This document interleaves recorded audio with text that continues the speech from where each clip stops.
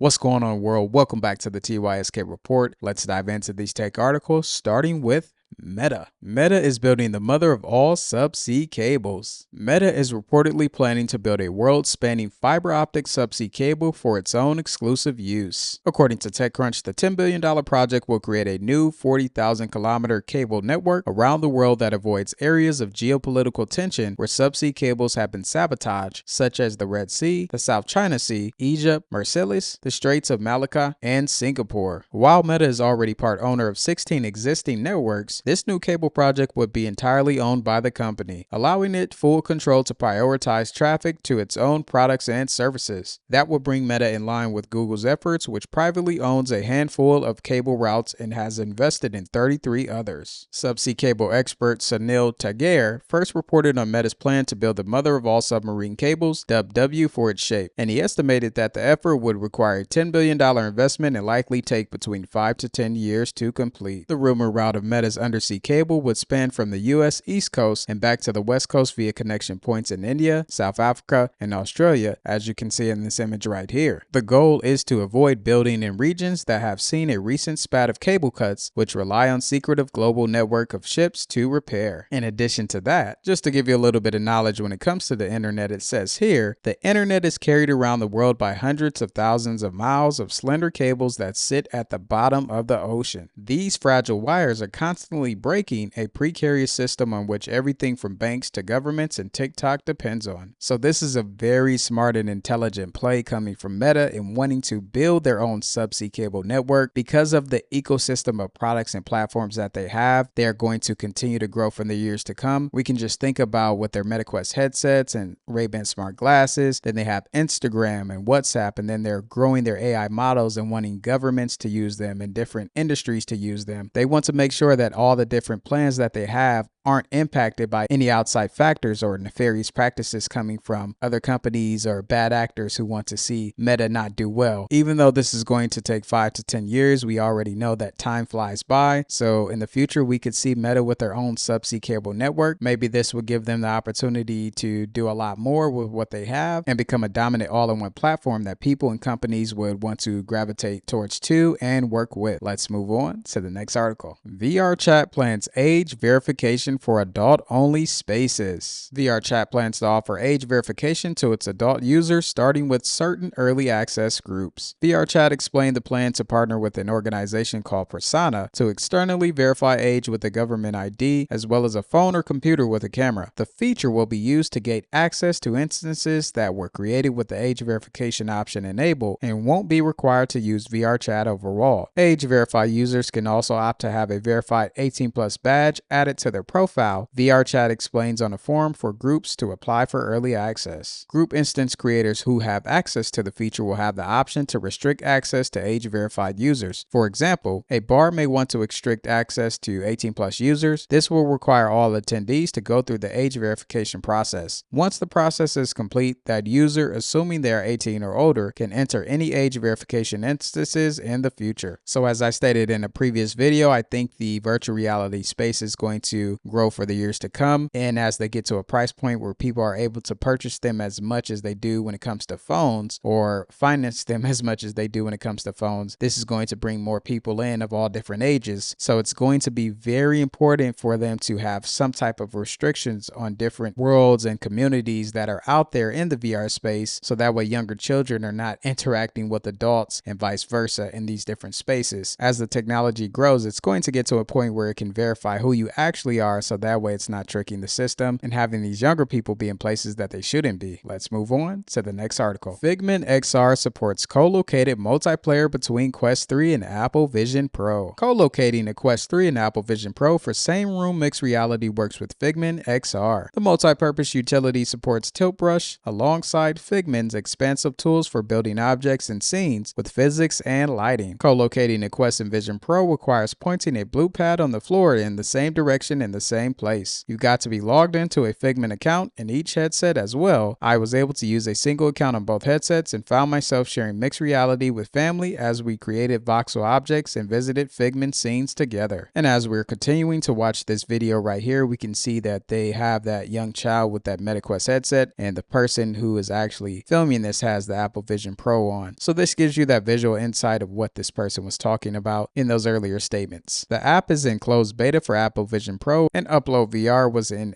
active communication with creator Javier Davalos to get a link to the app's listing on Apple's storefront as soon as it's available. So to give you some more information on what Davalos was talking about, let's check out this video right here as he's speaking about Figment. Javier Davalos. Overlay is the name of my company, and we make Figment XR. I guess you can call it a content creation app. I like to think of it as more of a multi-purpose app. We have all of Tilt Brush built in. We also have physics, text. It's used by artists, publicists, school teachers. Even myself, I use it for silly things. I have some RC cars, and I was just playing with real RC cars and put obstacles on the floor and just whatever you feel creative about. I worked in mobile and on AAA titles. I always had this thought that AR headsets, they were going to be the future, right? What comes after smartphones. HoloLens 1 announcement came, and you had to apply if you wanted a headset. And just I wrote my heart off, and they picked me as they were giving them out in waves. So I was wave 1. Okay, I'm done with my gaming career. I was living off my savings for about a year and a half, and it was oh my God.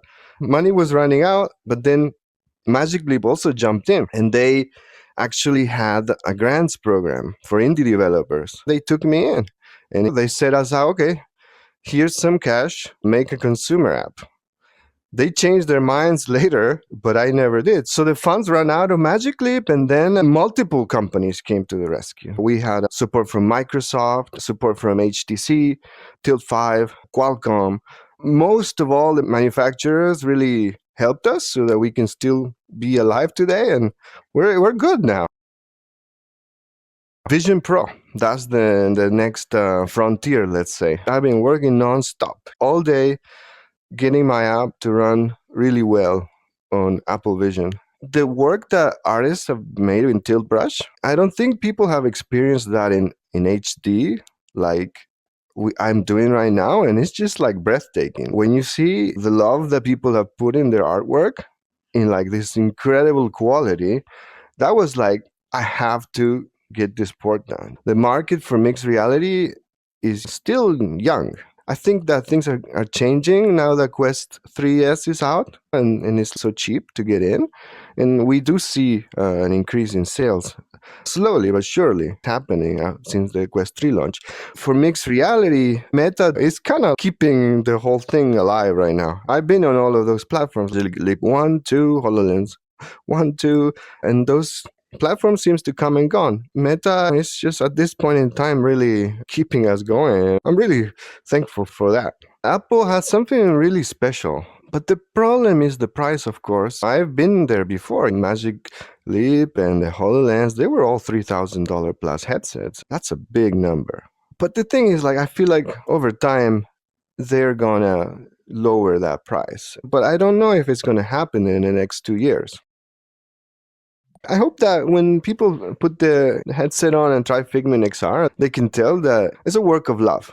I put everything on it, and I dream to continue developing it into an even bigger platform.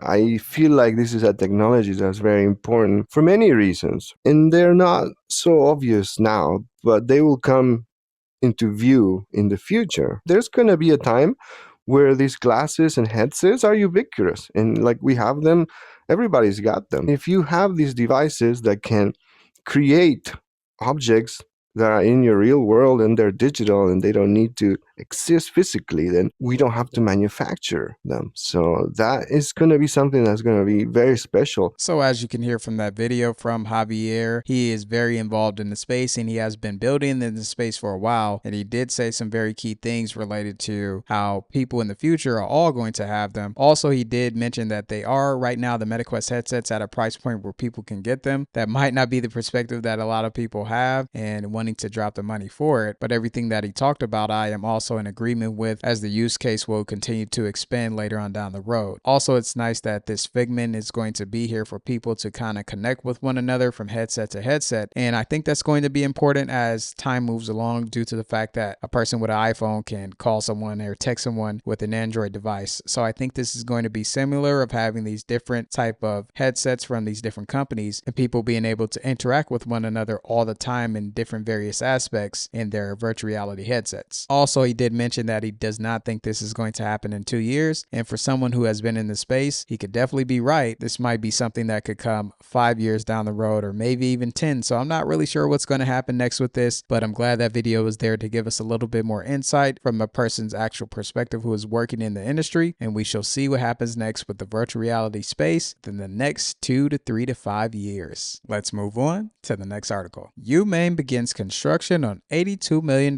factory of the future. The University of Maine, UMaine, has begun construction on the Green Engineering and Materials GEM building, a $82 million facility dedicated to cutting-edge sustainable manufacturing research. Scheduled for completion in 2026, the 50,000 square foot building will house the Factory of the Future, FOF, focusing on digital manufacturing technologies and sustainability. It plans to focus on bio-based materials, sustainable technologies, digital additives, and hybrid manufacturing. GEM aims to develop a skilled engineering and computing workforce needed to drive investment in sustainable manufacturing across Maine and beyond to grow the state and national economies. Once built, GEM will offer immersive learning environments for students at all levels, from K-12 to doctoral candidates, providing them with hands-on experience in digital manufacturing and sustainable practices. GEM will work with the industry to manufacture affordable housing, marine vessel production, and renewable energy and civil infrastructure components using bio-based materials. So even though we haven't heard too much news when it comes to the sustainability space, it looks like the University of Maine is looking to change that and build this factory for the future to come. Also, I do like that it's going to provide an opportunity for students K through 12 all the way up to doctoral students to be involved in immersive learning. So if you are a student out there, or you know a student out there who wants to be involved in this specific industry related to smart manufacturing and bio-based materials and all those things that were talked about in the article, maybe the University of Maine would be a great spot for them to be at. In the next article we have, air taxi company buys 40 cargo drones. Florida advanced air mobility startup UrbanLink Air Mobility has agreed to purchase 40 eVTOL cargo drones. The deal is part of a strategic partnership with California-based Traverse Aerial, which plans to supply UrbanLink with 40 of its Orca hybrid electric eVTOL cargo drones. The drones have a 600-mile range, can carry up to 550 pounds of cargo, and are powered by batteries and sustainable aviation fuel. UrbanLink plans to use the drones in Miami in relief operations and to transport additional baggage and cargo for passengers traveling on its eVTOL flying vehicles and sea vessels. UrbanLink recently agreed to purchase 20 eVTOL jets from Lilium to operate the electric aerial vehicles in South Florida. The UrbanLink fleet includes electric aerial vehicles, the 9-passenger Aviation Alice aircraft, and electric sea vessels from Regent Craft and Artemis Technologies. So that's just an update when it comes to the air taxi space, and you should know that this is the best place for you to learn about the air taxi news, because in this video and in this video and in this video I've been talking about air taxis for the past few months. So as stated before, just to remind you, in 2025 we could definitely start to hear more information and news about the air taxi space, and I'll make sure to keep you updated if any other information arises. In the next article we have news from Intel. Intel's battle image desktop GPUs are just days away. Under financial pressures, Intel's desktop gaming graphics business may be on the chopping block, but it seems that a pair of battle images will escape unscathed. VideoCards is reporting that Intel will announce the Arc B580 and B570 graphics cards today and will launch on December 12th alongside media reviews. While no confirmed specs have surfaced just yet, one particular GPU leak on Amazon suggests that the B580 will feature 20 Xe2 cores, a 2.8 GHz GPU clock, and 12 gigabytes of GDDR6